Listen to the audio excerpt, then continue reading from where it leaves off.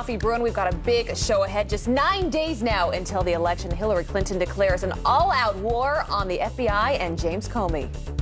It's pretty strange to put something like that out with such little information right before an election. It's unprecedented and it is deeply troubling.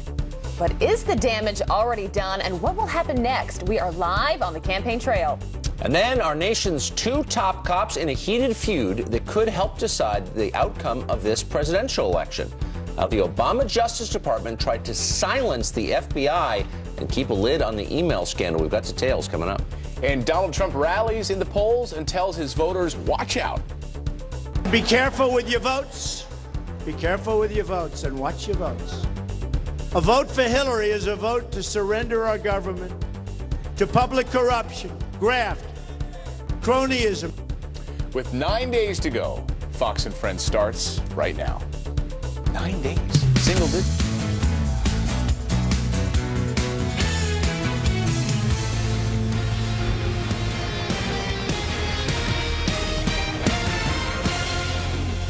Single digits. Can you believe Holy that? smokes. We're here. Didn't it feel like this started 2 years ago? It did start 2 years ago. We've been talking about it for 2 years, and if only we had something to talk about. You can't say it hasn't been memorable. We got a jam-packed show for you this morning. Holy smokes. Look at this lineup. We got Mike Huckabee. We've got Reince Priebus, Martin O'Malley, Bill Richardson, Kellyanne Conway, all on this Sunday edition. That is a fair and balanced program, by the way, and there is just so much going on. Yeah, and in the news so many this morning. questions to ask those guests. So it's going to be a big 4-hour show. And it's Halloween here in New York City. I came in this morning driving in. The funny thing about New York is you can't tell who's in costume and who's not. It's a little bit freaky. It didn't look any weirder than usual from my perspective. I was like, oh, there's a female Captain America. That's normal.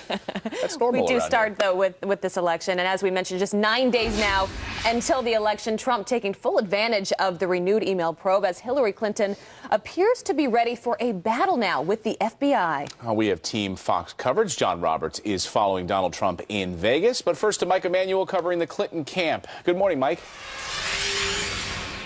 Clayton, Abby Tucker, good morning to you. Hillary Clinton is firing back at the FBI director, calling his decision on her email probe deeply troubling. We were with Clinton at a campaign event in Daytona Beach when she told her supporters the FBI investigation would not distract her or bring her down. The Democratic nominee also blasted Donald Trump, accusing him of misleading the public on her email issue. But Clinton's toughest criticism seemed to be saved for FBI Director Comey. I'm sure that some of you may have heard about a letter that the FBI director sent out yesterday. Well, if you're like me, you probably have a few questions about it. It's pretty strange to put something like that out with such little information right before an election. In fact, it's not just strange, it's unprecedented, and it is deeply troubling. Then it was on to Miami, where singer Jennifer Lopez headlined a free concert for Clinton and her supporters. J-Lo and her ex-husband Mark Anthony tried to fire up Latino voters, obviously a key constituency here in Miami, to vote for Clinton. It was a rain-soaked concert, but Clinton seemed to enjoy having celebrities make the case for her. Clinton is likely to make several stops here in Florida before heading out of town. She spent the weekend here in Battleground, Florida, 29 electoral votes up for grabs, but the headline of the weekend seems to be the conflict between Clinton and FBI Director Comey has gotten personal. Back to you guys in New York. Mike Emanuel, thanks a lot, Mike. Good to see you this morning. Mike. You know what's so distressing is that you haven't seen, I don't think I've seen a single national Democrat say, whoa, this is kind of a big deal. Like, what is going on here? The FBI is investigating our presidential candidate a week before the election. Maybe she's done something wrong. Not at all. It's full speed ahead against the FBI director. Well, they're not saying it publicly. Of course, you know behind closed doors they're freaking out right now. No, but I mean, Cheerios. if when Trump says something controversial, you know, you have like a third of the Republican Party like attacks him and says we're standing on principle against this. You've never seen anything like that from Democrats. They're just all in. It's all about power. If this were reversed and they came out on some investigation on Donald Trump, they would be praising James Comey, just like they were when they actually came out and said that they're not charging Hillary Clinton for anything. Just months ago, I think we have a flashback of that. Let's take a look. I think this is just another laughable partisan attempt to keep this issue alive, even now after the career professionals at the FBI have determined that there's no case to bring here. Obviously, the Republicans did not like that outcome. They were hoping that this would be an issue that they could keep attacking Hillary Clinton on from now till November. The FBI director's decision has deprived them of that opportunity, so they're coming up with more and more partisan ploys in an attempt to keep this issue in the news. So have we heard from Brian Fallon this morning? He's, of course, the Clinton press secretary. Have we heard from him now on this latest? I don't know. He'll literally say anything. I mean, he's just a mouthpiece for the campaign. Yeah, but you know, Hillary Clinton's out on the stump saying, pushing James Comey just to say anything at this point to let people know that this is not a big deal. Because let's be honest, as long as this is in the news and as long as he doesn't say anything, James Comey, to calm people down, this is bad for her. And I think she realizes that. Well, I don't know. They're playing a dangerous game. I mean, it is inherently a big deal when the FBI is investigating you. I've had friends the FBI has investigated. It never ends well. And they're pushing Comey to say something. I don't know. If Comey were to come out with a detailed justification for this, and by the way, I hope he does, would that necessarily help Hillary Clinton? I'm not sure it would. I think the longer that he stays silent, the more guilty she looks. Right? Because then you would think that he would come out and say, guys, calm down. This is not a big deal. Don't rethink your vote because of all this. We haven't heard from him yet, and I'm not sure that he's going to say anything in the next 9 days. Well, we got that letter. Of course, that if you looked at social media yesterday, that was the only thing people were tweeting about yesterday. It was people were linking to it and trying to read the tea leaves as to what exactly the FBI knows.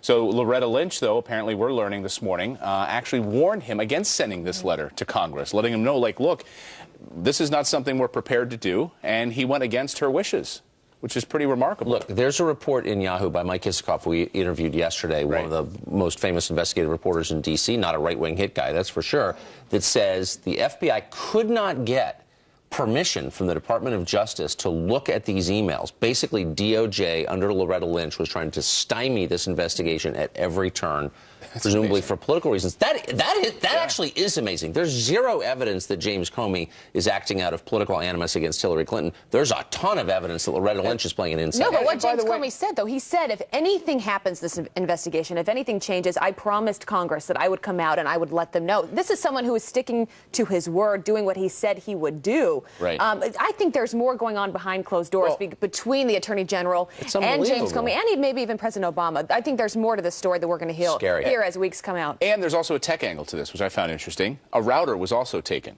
A router which would let you see what other devices had attached and actually access that network to get information. So not just those computers, not just those devices, but a router, a Wi-Fi router, so that if other people were on Huma Abedin's actual Wi-Fi router, what other access and what other information could she have gotten? Well, see, these are questions that should have been answered back in June when Huma Abedin sat under oath and was deposed in a case then, I think it was June 28th, and she was asked really specifically, all the devices on which your emails reside, are they accounted for? Have you turned them over? And she said, I absolutely have.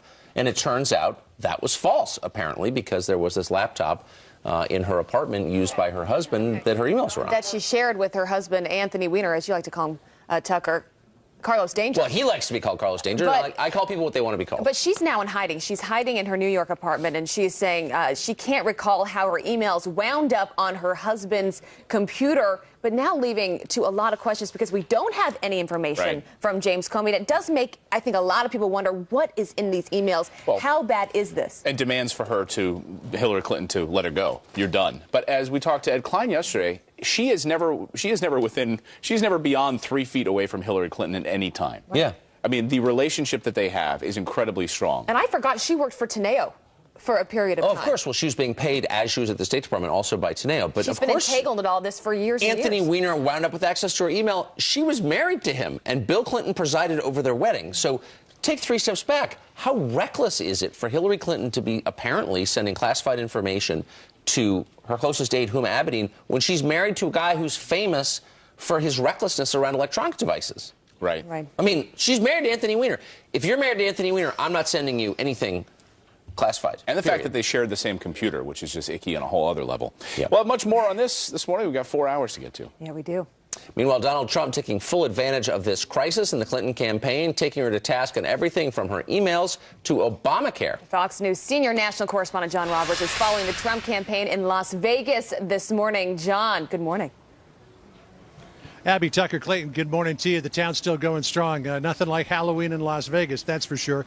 Early voting started here about a week ago. The Democrats claimed a big advantage on the first day with a union-organized Get Out the Vote campaign. Since then, Republicans say that they've been doing better, particularly in Washoe County, which was where Reno is located. But Hillary Clinton, in the Real Clear Politics average of polls, still leads here in the Silver State by about 2 points. So Donald Trump's going to try to even that up with a big rally here at the Venetian, owned, of course, by casino magnate Sheldon Adelson, who is a big Trump backer. Yesterday in Colorado and in Arizona, Donald Trump going very hard on this idea of the FBI opening up this investigation, hammering Attorney General Loretta Lynch for trying to strong-arm James Comey into not sending that letter to Congress, offering no quarter to Hillary Clinton for this latest chapter in her email saga. Here's Trump yesterday in Phoenix.